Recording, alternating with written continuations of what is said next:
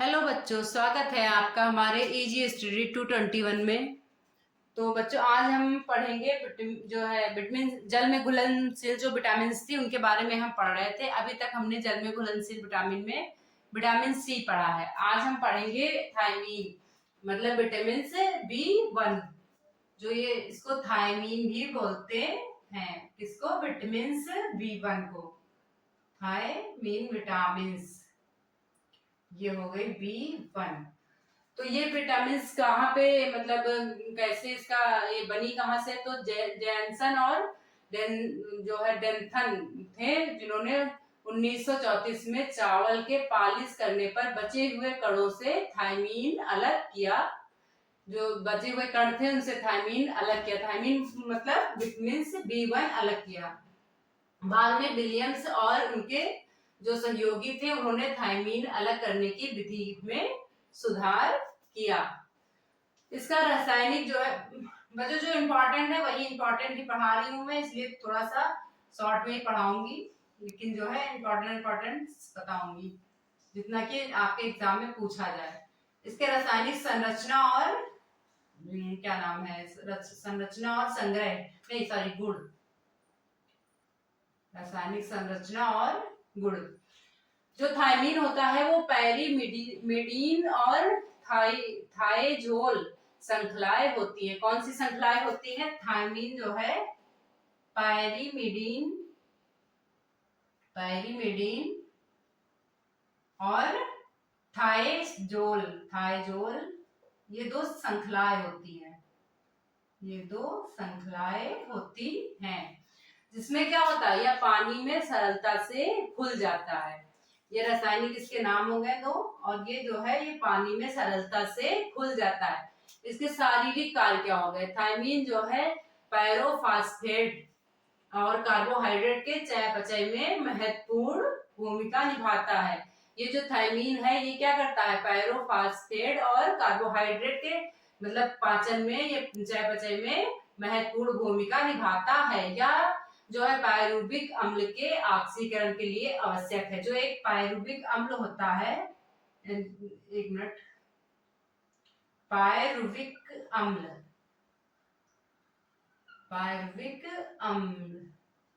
तो ये अम्ल जो होता है, ये पायरुविक अम्ल जो होता है वो ऑक्सीजन के लिए आवश्यक होता है। ये विटामिन B1 में पाया जाता है। इसकी कमी के प्रभाव क्या है? अब तो ये तो हो गया इसके जो है मतलब रासायनिक और शारीरिक कार्य हो गए। इसके कमी के प्रभाव क्या है शरीर में? कमी के प्रभाव, तो इसके जो कमी के प्रभाव है वो थायमीन की कमी से मनुष्यों में बेरी नामक रोग होता है। मोस्ट इंपॉर्टेंट, बेरी मतलब विटामिन B1 के कारण बेरी नामक रोग होता है। ये मतलब ऐसा वो है कि सबको लर्न नहीं होगा पहले से ही कि बेरी नामक रोग विटामिन B1 की कमी से या थायमीन की कमी से होता है। इसमें क्या होता है? इसमें जो है शारीरिक और मानसिक कमजोरी बढ़ती है, मतलब जो शरीर है उसकी कमजोरी बढ़ती है, शरीर की और मानसिक, मतलब मानसिक रूप से इंसान कमजोर हो जाता है और शारीरिक रूप से भी कमजोर हो जाता है। तो इसमें जो रोगी की जो हृदय घात से, मतलब जब अधिक ये इसकी अधिक ज्यादा मतलब कमी हो जाती है तो क्या होता है? हृदय की गति बढ़ने लगती है, जिससे कि कभी कभी रोगी की मृत्यु भी हो सकती है।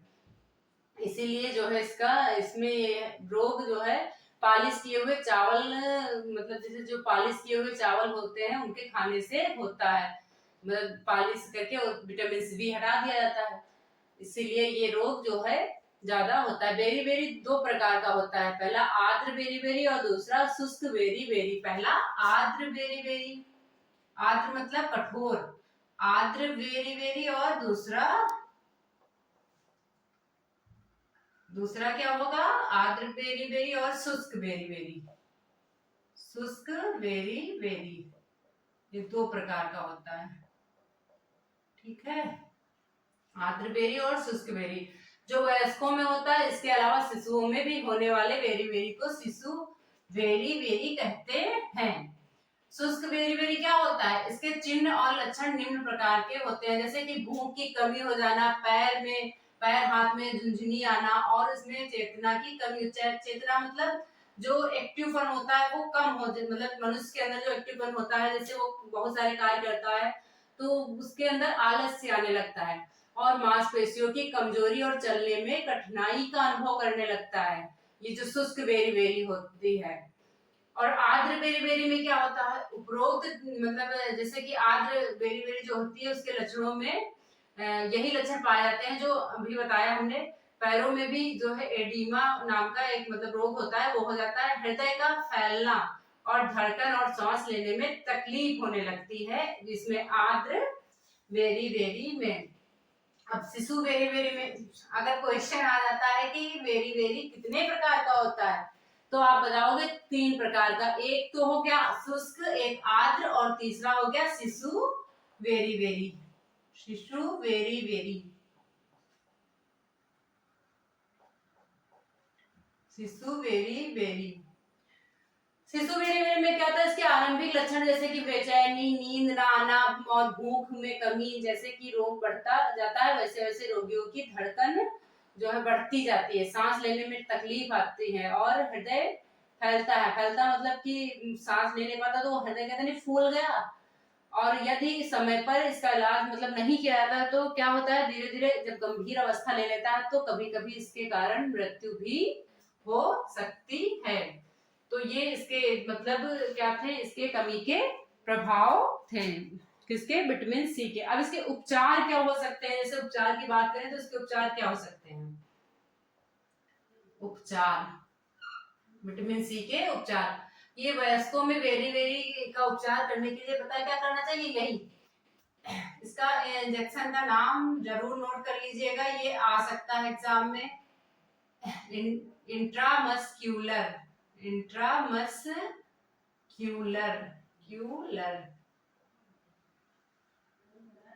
इंजेक्शन द्वारा 25 mg थायमीन 1 सप्ताह तक देना चाहिए। कितनी?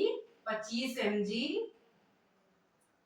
थायमीन मतलब विटामिन बी।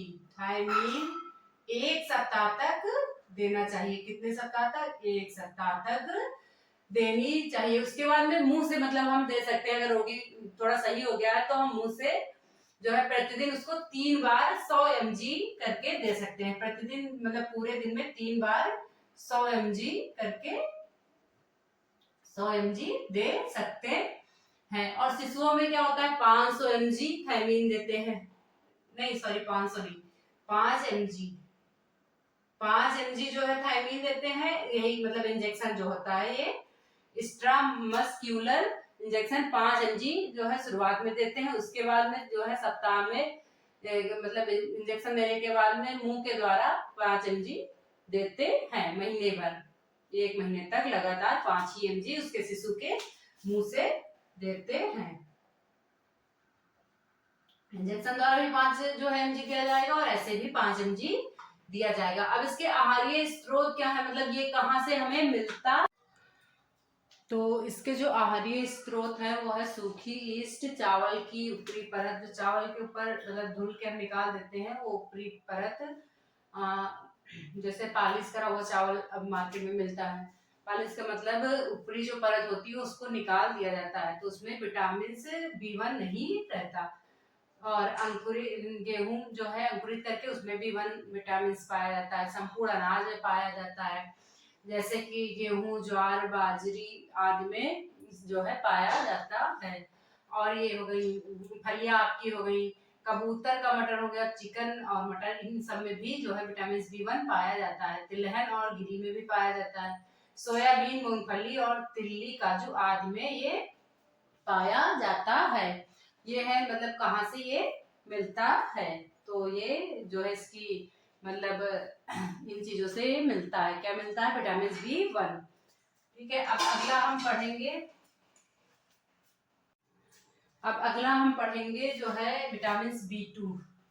अभी तक हमने विटामिन B1 पढ़ा था, अब B2 पढ़ेंगे। तो जो विटामिन B2 है इसको बोलते हैं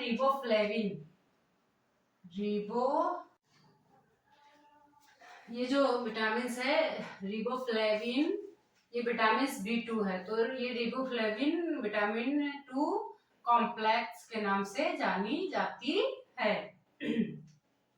इसका जो पहला घटक था वो 1933 में अलग किया गया था। घटक मतलब जो इससे जिससे इसका निर्माण हुआ, तो 1933 में, मतलब इसका कहाँ से मिला है, किस सन में मिला है, तो 1933 में। विटामिन B2 की कमी, मतलब कमी के आहार में जब इसे शामिल किया गया तो उससे जो है मतलब क्या हुआ, चूहों के विकास में सहायता मिली। जो ये आहार था, इसको B2 को जब शामिल किया गया तो चूहों पर, मतलब इसका प्रयोग चूहों पर किया गया, जिससे कि उनके जो मतलब विकास था, उनके विकास में सहायता मिली। अगला है इसके रासायनिक जो है, रासायनिक संरचना और गुण।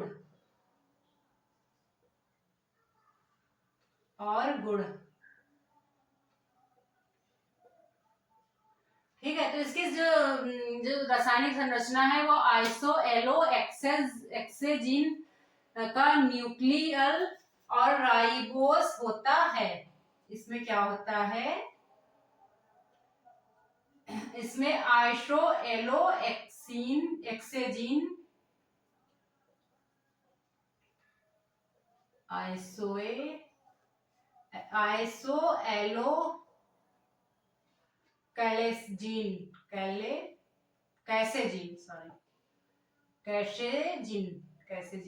ये जो है इसका जो है, इसका न्यूक्लियस,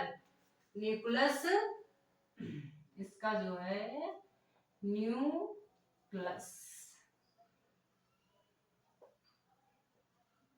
इसका न्यूक्लियस और राइबोस होता है।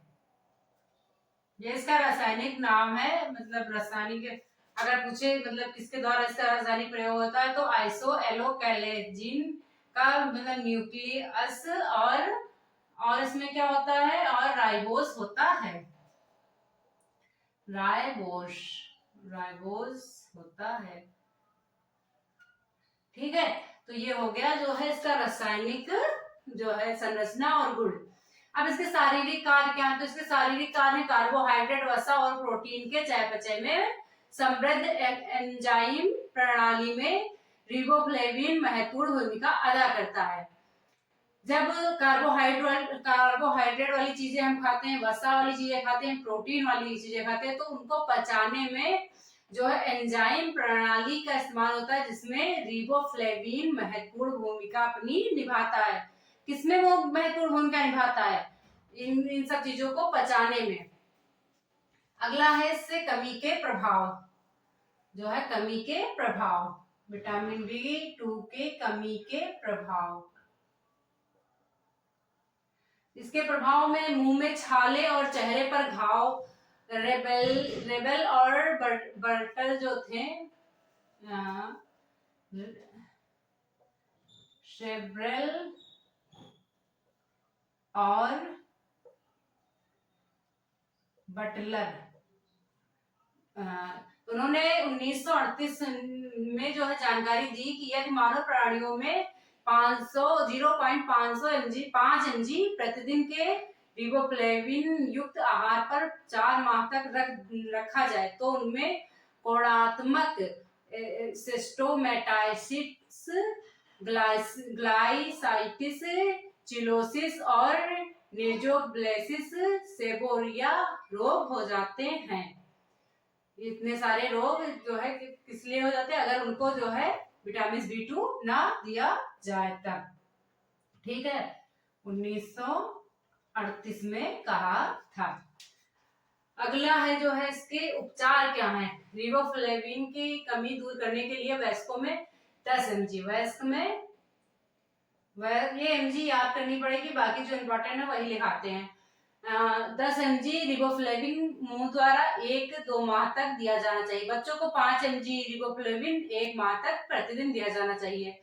अब इसके जो आहारीय स्रोत हैं वो है जो है जो समृद्ध है, तो वो सूखी ईस्ट हो गई, अंडे का चूर्ण हो गया, चर्बी रहित दुग्ध चूर्ण, संपूर्ण दुग्ध चूर्ण, अच्छे स्रोत जो है इसके दूध, अंडे और मांस हैं। दूध, अंडा और मांस, ये जो है इसके अच्छे स्रोत माने जाते हैं।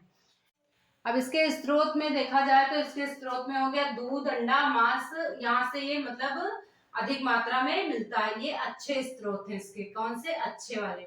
और इसके जो समृद्ध स्रोत होंगे, समृद्ध मतलब जो है ये अच्छे वाले हो गए, और ये समृद्ध है संपूर्ण। तो ये यहाँ गए आपकी सूखी ईस्ट हो गई, अंडे का चूर्ण हो गया, चर्बी रहित दुग्ध चूर्ण, संपूर्ण दुग्ध चूर्ण आदि है। तो बच्चों आज के लिए इतना ही। बाकी क्लास अच्छी लगी हो तो लाइक शेयर सब्सक्राइब करिए। धन्यवाद।